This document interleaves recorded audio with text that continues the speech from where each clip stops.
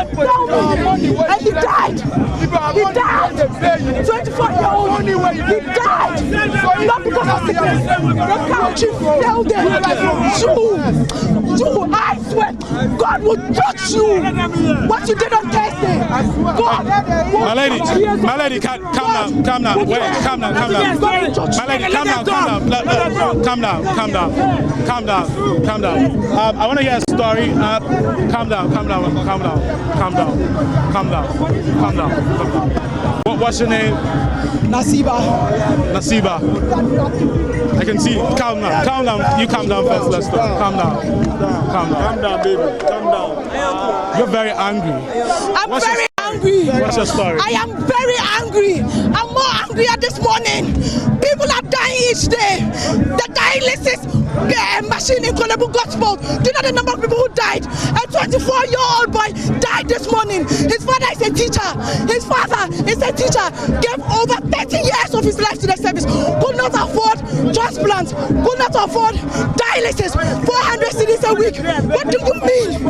Do you know how much taxes they check out every day? The cost of living. But you bring in flowers for your daughter's birthday. You bring a cake to celebrate 11. God will judge the government. Welcome back. We continue with that conversation on the demonstration, 3-day demonstration. And the lady you just saw there, you could feel her raw anger, losing her brother in our health system. I say it all the time, and I'm unrepentant. I'll say it on air. Don't fall sick in this country, because if you do, I do everything possible not to fall ill. Because what I've seen before, and these are the problems. These are the things we want addressed in this country. You see, recently, a CDD fellow, medical doctor, I believe he's a pharmacist rather, he made an important point. Look at, and I'm not mentioning this to stoke people in the wrong way or to be insensitive, but look at some of our prominent leaders who have passed in this country. You can talk of P.V. Obeng and his asthma attack in a taxi or in some public, and what happened. God rest his soul. Our former president, John Evans Atta Mills, and when he had his episode and going to hospital, Vice President Emisa Arthur, among others. The health system that we are failing to build, just pulling out one matter, the health system we are failing to build. Some of our leaders now, and I'm not saying that is the case with the deceased, but some of our leaders now may think, oh, you know, we get to do our routine checks outside. You go to the US, you go to the UK, you are okay. The day you have an emergency, you may have to fall on the local systems. And that is where you see what people go through on a daily basis. That lady who was crying, losing her brother in that way, that's why she was furious. The raw anger, if you like, righteous anger of people. And that brings me into the studio. As I introduced to you, our guest is a member of Fix the Country Democracy Hub in the person of Benjamin Dako. He is head of programs at Democracy Hub and a convener with Fix the Country. Benjamin, thanks for joining. Thanks for having me. You bear my name. Yeah. Or is it I who bear your name? I do. Anyway, so yes, we had a conversation yesterday, but today we're starting afresh. Walk us through basically what have been the major takeaways on the back of this 3-day endeavor? And I've seen some people say you couldn't even submit a petition. You didn't have a petition. Is that the case? No. You had a petition? Yes. Basically, with all of our demonstrations, if we get to serve a notice and then we tell the police where we want to go to and there's a blockade, we tend to take our petitions away because then it didn't even allow us to exercise our rights to the fullest. So we also tend to say, okay, people are venting, this is what they have. They said it. You decide not to allow us access to where you are, so you can also hear us from where you are. So these are our demands, to just walk and go back home. We've done it at Parliament before. We do write our petitions, but we do not beg anyone that is the main reason why we are going out there. We think people coming out to speak is the biggest message to take away from this whole thing, not something that is written on documents. And these are not something new that we are bringing up. These are legacy issues. It's been plaguing this country for years and years now. Talk about health system, poor road networks, improper drainage system that we have in Accra here, the fact that our school system is failing us, the fact that we do not have enough jobs, and the fact that the creatives amongst us who are educated with our taxes are fleeing in their droves out of this country. These are the things that are plaguing us, and we are calling on the government and those that we vote into power to fix them. And these are basically the things that we are asking for.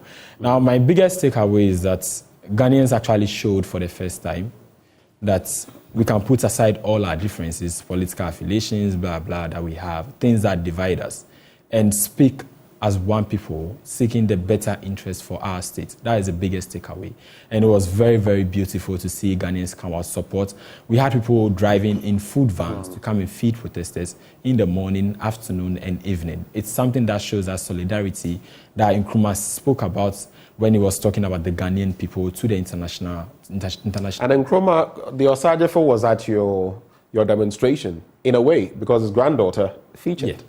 Yeah. So in some way, you could say there was a representation of the Osajefo himself. His bloodline featured. Exactly. And we had the spirit also with us. Let's talk about that presence you speak of, because we also had some known faces showing up. EL was there, Kwao Kese was there, Stoneboy was there. We heard him speaking passionately, among others. Known, figures, prominent figures, musicians, among others showed up. Was that quite a booster? And even as you reflect on that, how about the other side? Sarkodie did not show up, but he was posting messages about people chasing clout. He was posting parables also. He was posting parables, eh? Yes. Sarkodie actually communicates a lot through his music. During the past administration, we've heard songs from like Inflation, The Masses, that he used to criticize governments. Now, these are things that we want to see from people that we call celebrities, because they have that reach, and they have that following. People listen to them. If something is happening within our country and then you are trying to communicate with us and you use parables and proverbs, it doesn't go very well with us. And yes, if people are chasing clouds, Sarkodie, we are talking to you. Next time we have a protest, please come and chase clouds also. We want to see you chasing clouds over there. Because nobody is counting cloud there. Your presence is needed. Whether they come there to come and maybe do something for photo op or something, we do not care. We want to see you there, showing that solidarity with your people. Not that when it's time for election or something, you release a song to back the sitting government or to throw your weight behind them or to criticize someone. We want you to speak passionately for us, the people, not to fall on the sides of the political divide and say, maybe I back this, and this person should to us or not. No, we don't want that. And it's interesting you bring in that this person should to us, because that was exactly what I was about to get to. That song with Kwame Eugene, where Kwame Eugene says he didn't know that was Nana Twaso. Yes, we don't want that. So what, you want to feel his presence the next time you have a demonstration? He should come and chase the clouds also. He should come and chase the clouds also. But in terms of these people showing up, what did it mean? Was it a booster? Yeah, it was. You really not. I just want you to address that.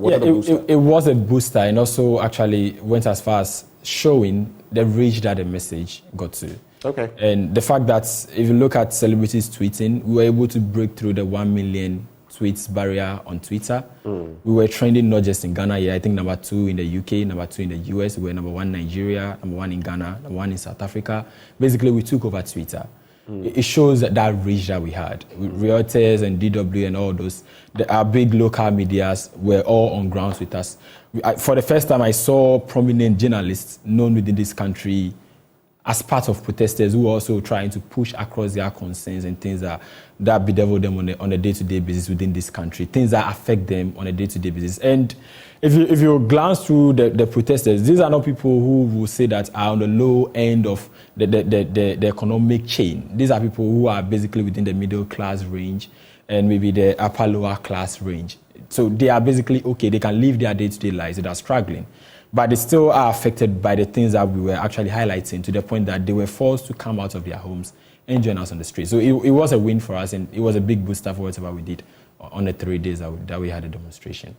Now, you look at the takeaways. You couldn't present your petitions because you were prevented from getting to the Jubilee House. But you've also indicated that you've hinted at the fact that you're going to have a series of such demonstrations. Mammoth ones. Are you going to have these across the country? What is the plan? What is the thinking going into them? Currently, we know very well that the political class, or let's say our leaders, have actually turned Ghana into a hub for diasporans to come every December to come and enjoy our country, whilst we suffer. December to remember. Yes, we can't enjoy or dirty December. Or dirty December. So basically, what we're trying to do is We're going to plan a series of protests within that December. It will be more focused within the major towns in Ghana here. So talk of Kumasi, Accra, Takoradi, Tema, and Co. We're going to make sure that wherever there is going to be that big major concerts, there's going to be a very huge demonstration also happening in conjunction with that event itself, to make sure that the foreigners that come into our country realize that Ghana is not that peaceful like they think. Yes, we don't like violence and all that, but we are not at peace within us, and we are struggling. And it hurts us to see people come from somewhere else, come and enjoy our country and write all the good reviews about us, and then they leave, and then we go back to staying in our flats. It's the cosmetic part. They come and see exactly the Ghana that is Accra. Exactly.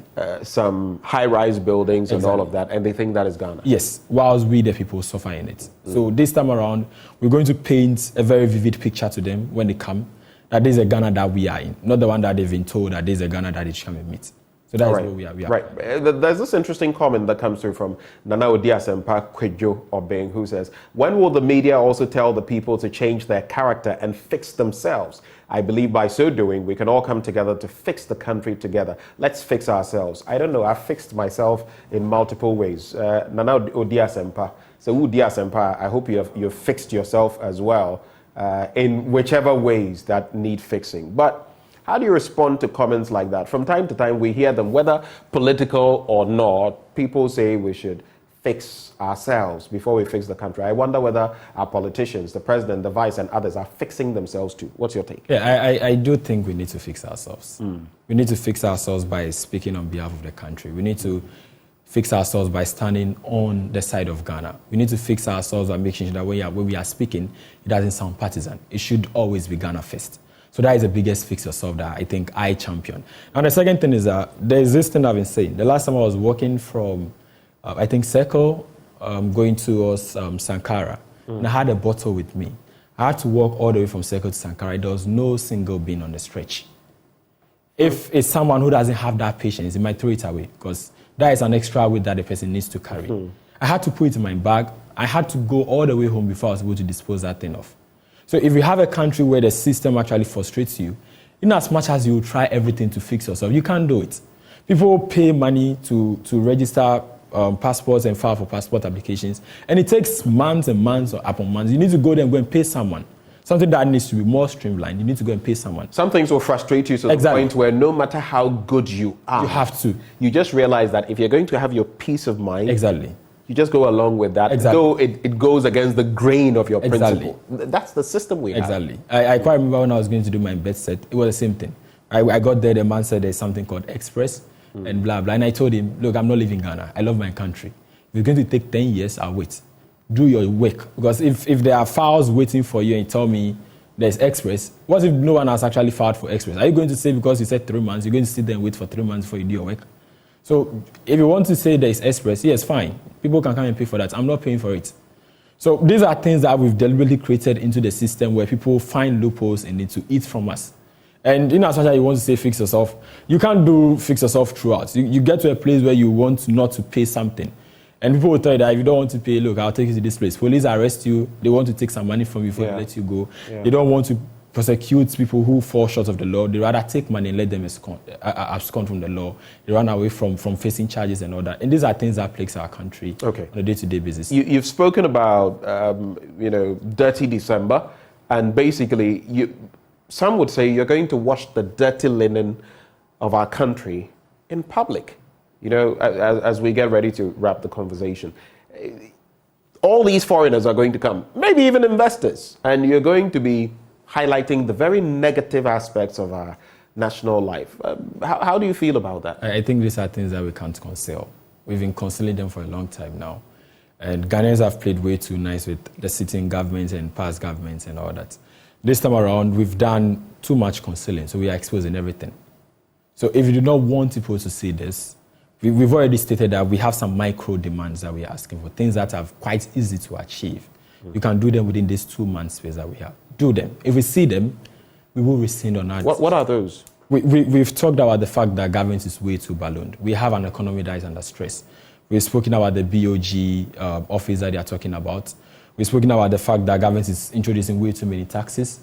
We've spoken about the fact that something needs to be done about our inflation. Currently, our daily minimum wage is around 14 cedis, 88 pesos. 2 tins of milk is 15 Ghana cedis. We can't live in this country like that. So these are the micro things that we are demanding for. The long-term things is the fact that we want a new constitution. We've talked about the economic charter, the fact that we want a more legally binding national defense plan. These are long-term things that we are demanding for.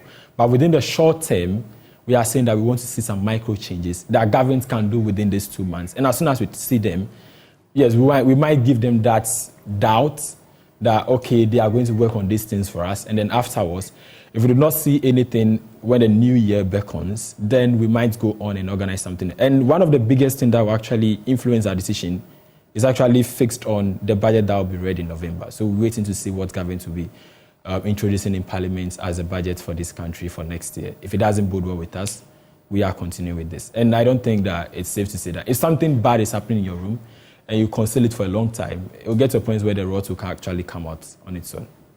Ben, thank you for joining me once more in the studio on this very important matter. Benjamin Dako is head of program. How do you pronounce yours? Dako. Okay. Benjamin Dako, head of programs at Democracy Hub and a convener of Fix the Country. Well, we'll take a bit of a breather. We'll return with NSMQ action. What can you expect this season? We'll be back.